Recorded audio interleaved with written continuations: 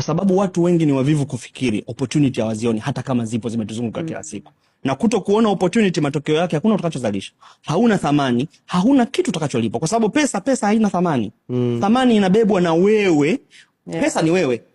Ila thamani ya ile pesa sasa inategemea na wewe una nini ili mtu akupe ile hela. Yaani mimi brother, usije kaniambia mimi sitoage hela barabarani.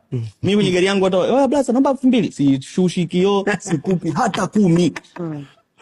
Bwana inaonekana kauzu bandidu. Hakuna lolote ulilofanya. Why nikupe hela for free? Ile hela imeandikwa pesa halali kwa malipo ya shilingi 2000. Halali. Umenielewa? Sasa halali, uhalali wake ni upi? Wewe umesolve tatizo langu lipi mimi mpaka nikupe 2000 yangu? Solve my problem, I give you my money. How sikupi chochote. Nitafuta mtu aliyesolve nini matatizo. Hata watu ambao wako successful. Yaani mimi kwa mfano blaza sijapata nafasi ya kukutana na tajiri huyu namba 1 Tanzania. Nikimpata yule. Yaani mimi ninavyo vingi. Sina idea ya kumpa. Nataka niteke tu mawazo yake fulani afu aone potential iliyopo kwangu. Afu akiona tutakaa tu mezani. Tukikaa mezani mimi nimepita naye. Mimi tayari mimi si hela naziona. Mimi hela naziona kwenye matatizo ya watu. Hela naziona kwenye value nilionayo ambayo nimejipa kwa muda mrefu katika kufanya vitu tofauti, experience nilionayo. Kwa hiyo naona okay, thamani yangu iko hivi. Kwa hiyo vijana watoke nje ya nini?